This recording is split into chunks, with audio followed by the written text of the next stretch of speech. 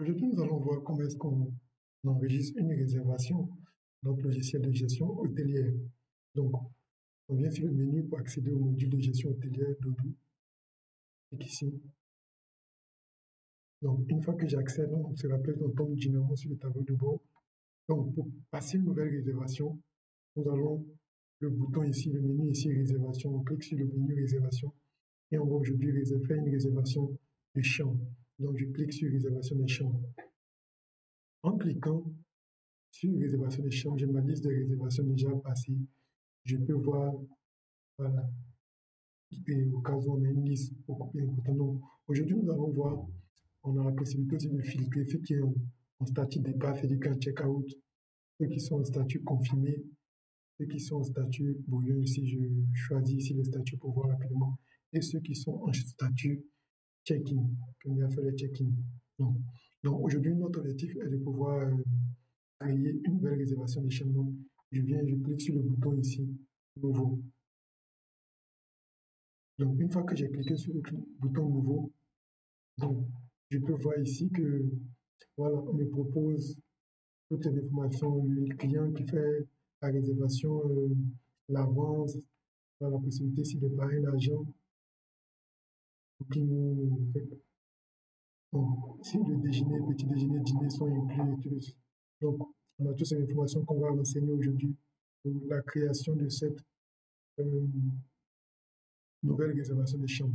Donc, pour le client concerné, on va choisir notre liste de clients ici. Vu que la dernière fois, on avait vu comment créer un nouveau client, donc vous pouvez vous référer à la vidéo sur la création d'un client pour voir comment est-ce qu'on a créé ce client, ou voilà, comment créer un client. Donc, je vais sélectionner mon client vu qu'il est déjà dans ma base.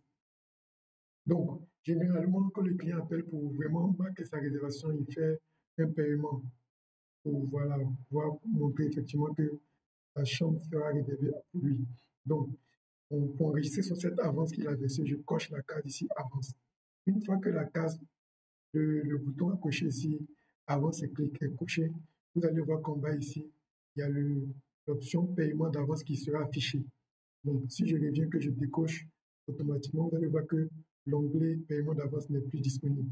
Donc, je reviens, j'active ça, qu'il soit disponible. Donc, je clique sur cet onglet paiement d'avance. Je vais sélectionner ici le moyen par lequel l'avance est payée. Elle peut être faite par espèce ou bien par mobile money. Aujourd'hui, nous allons cliquer sur espèce. Mais on a la possibilité aussi de créer le modèle par mobile money, vu que généralement, quand il appelle à distance, il fait le versement de l'avance. Donc, aujourd'hui, nous allons cliquer sur espèce. Et je mets maintenant le montant de l'avance qu'il a déposé pour confirmer sa réservation. Donc, je mets par exemple 25 000 francs.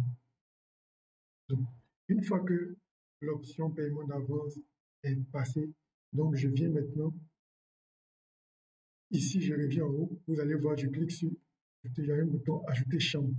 Donc, je sélectionne ajouter chambre pour me permettre de pouvoir définir la période, le type de chambre et la chambre sélectionnée pour cette réservation. Donc, je vais partir sur une réservation de 3 jours du 11 mars, par exemple, voilà, au 14 mars. Mais vous voyez que ce modèle-là, il est assez dynamique et on peut venir en plusieurs mois se balader, voilà, en cliquant plusieurs fois ici, je vous montre en termes d'années, voilà. Donc, ici, je reviens sur ma période 2025 ici, voilà, je sélectionne le mois mars et j'ai la période du mois mars qui s'affiche. Donc, je vais sélectionner jusqu'au 14. Une fois que c'est fait, la période est sélectionnée, je viens ici maintenant. Je vais maintenant choisir le type de chambre. Je vais prendre notre cas d'exemple ici, la chambre, le type de chambre luxe. On a eu à déjà paramétrer ce type de chambre, la liste de chambres. Donc, je sélectionne chambre de luxe et automatiquement, il nous affiche qu'on n'a pas de chambre de luxe disponible. Donc, je viens par exemple, suite standard ou mes suites de luxe. Voilà. Je vais prendre suite standard. Donc, sur suite standard, je vais choisir la suite 208. La suite 208, donc, et je clique sur le bouton. Bon, je peux maintenant sélectionner le nombre d'adultes et d'enfants qui vont venir. Au cas où on a paramétré les frais supplémentaires pour adultes ou bien enfants supplémentaires, voilà, ça va être utile. Mais bon, je vais laisser sur adulte 1 et enfant 0. Et je clique sur réserver la chambre. Donc, une fois que la réservation des chambres est faite, je viens en bas ici. Je vais avoir effectivement les informations sur ma réservation des chambres, la chambre réservée. J'ai la possibilité de réserver plusieurs chambres en une seule réservation. Donc, aujourd'hui, nous allons voir le cas d'une seule chambre réservée. Donc, on a le nombre de nuits ici, le nombre de jours passés ici. Voilà, la capacité de la chambre, c'est 3 personnes.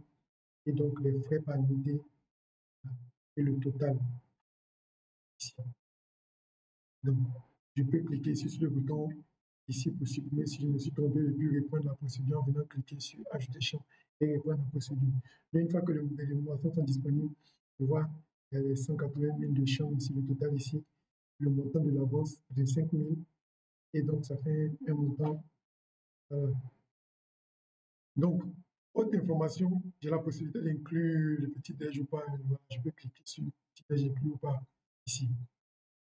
Donc, je vais cocher cette case ici au cas où vous, dans votre hôtel, vous avez un restaurant, vous autorisez que, par exemple, le client puisse mettre sur sa note, sur sa chambre, sur sa facture globale. Donc, je peux cliquer ici au cas où on a. Mais si vous êtes un hôtel, vous n'avez pas de restaurant, vous n'avez pas besoin de cliquer ici. Dans mon cas ici, je vais cliquer ici, vu que je peux avoir des opérations au niveau du restaurant après. Maintenant, au cas où vous voulez accorder une réduction, il a essayé de négocier une réduction, vous cochez la case ici, réduction ici. Une fois coché, vous allez sélectionner réduction globale, c'est-à-dire qu'un montant. Je vais choisir par exemple 10 000 comme réduction sur sa facture globale. Où j'ai la possibilité aussi d'aller voir le montant de la réduction affiché ici. Si je veux aussi, j'ai la possibilité de choisir réduction en pourcentage. Et je mets le pourcentage 5% de réduction par exemple. Au cas où c'est un client société où on fait une réduction. Donc, les 5% de réduction, ça me fait les 9 000 francs ici, comme on peut le voir ici. Donc, ce sont les deux types de réduction possibles. Donc, on va valider avec la réduction de 10% parce que c'est un client, par exemple, particulier, un client VIP chez moi. Donc, il y a une réduction de 10% à chaque fois qu'il passe. Donc, ça fait une totale de réduction de 18 000 francs. Donc, une fois que c'est fait, je clique sur le petit nuage ici, enregistrer. Donc, une fois enregistré, je peux maintenant confirmer la réservation. Vu qu'il a fait l'avance, ça me permet de confirmer cette réservation. Parce que si la réservation n'est pas faite via une confirmation par le paiement d'une avance, nous, on peut décider par exemple de ne pas l'inscrire dans notre tableau de bord et attendre le juge se présente pour avoir toujours nos chambres disponibles au cas où notre client est prêt à valider sa réservation. Donc, je clique sur confirmer parce qu'il a fait le versement de l'avance.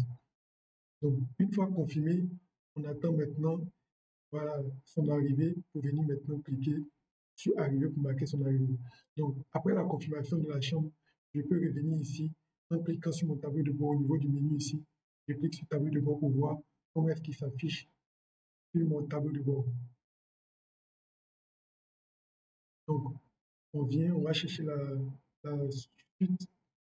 On voit que sur la 208, on a le client parfait qui est affiché ici pour le 11, du 11 au 14. Donc, faire réservation. Je peux cliquer rapidement sur ce bouton-là, vu qu'il affiche un bouton, pour voir un peu les informations rapides sur cette réservation.